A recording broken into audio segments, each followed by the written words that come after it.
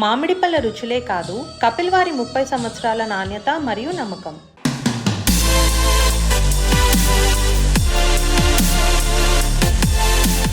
తెలంగాణ ప్రభుత్వం కేంద్ర ప్రభుత్వం అమలు చేస్తున్న కేంద్రీకృత వ్యవస్థ వాహన్ సారథి పోర్టల్లో చేరింది. సికింద్రాబాద్ తిరుమలగిరిలోని ఆర్టీఏ కార్యాలయంలో రవాణా శాఖ మంత్రి పొన్నం ప్రభాకర్ ఈ పోర్టల్ను ప్రయోగాత్మకంగా ప్రారంభించారు. దేశవ్యాప్తంగా ఇప్పటికే చాలా రాష్ట్రాలు ఈ పోర్టల్ను ఉపయోగిస్తున్నప్పటికీ గత బీఆర్ఎస్ ప్రభుత్వ హయాంలో తెలంగాణ దీనికి దూరంగా ఉన్నట్లు తెలుస్తోంది. ప్రస్తుతం కొత్త ప్రభుత్వ చొరవతో రాష్ట్రం కూడా ఈ జాతీయ డిజిటల్ సేవలతో భాగస్వామిగా మారింది.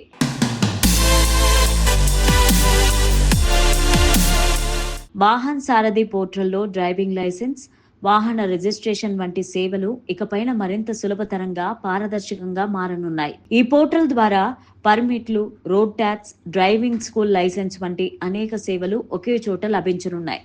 ముఖ్యంగా రాష్ట్రంలో ఆర్టీఓ కార్యాలయాల పనితీరును ఆటోమేటిక్ చేసి వేగవంతంగా ప్రజలకు సేవలు అందించాలనే ఉద్దేశంతో ఈ వ్యవస్థను ప్రవేశపెట్టారు.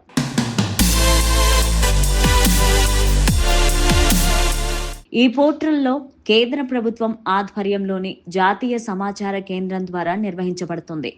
వాహనాలకు సంబంధించిన సమాచారాన్ని దేశవ్యాప్తంగా ఏ స్థానంలోనైనా సులభంగా చూడొచ్చు. ఒక రాష్ట్రం నుంచి మరో రాష్ట్రానికి వాహన రిజిస్ట్రేషన్ బదిలీ, డ్రైవింగ్ లైసెన్స్ రెన్యువల్, అడ్రస్ మార్పు వంటి సేవలను ఇకపైన మరింత సులభంగా నిర్వహించుకోవచ్చు. దీని ద్వారా తెలంగాణ ప్రజలకు మరింత మెరుగ్గా సేవలు అందనున్నాయి. ఈ జాతీయ స్థాయి పోర్టల్లో తెలంగాణ చేరడంతో ప్రజల ప్రయాణ అనుభవం మరింత సులభతరం కానుందని, తెలంగాణ రవాణా వ్యవస్థ మరింత ఆధునీకరణ దిశగా పయనిస్తుందని అంచనా వేస్తున్నారు.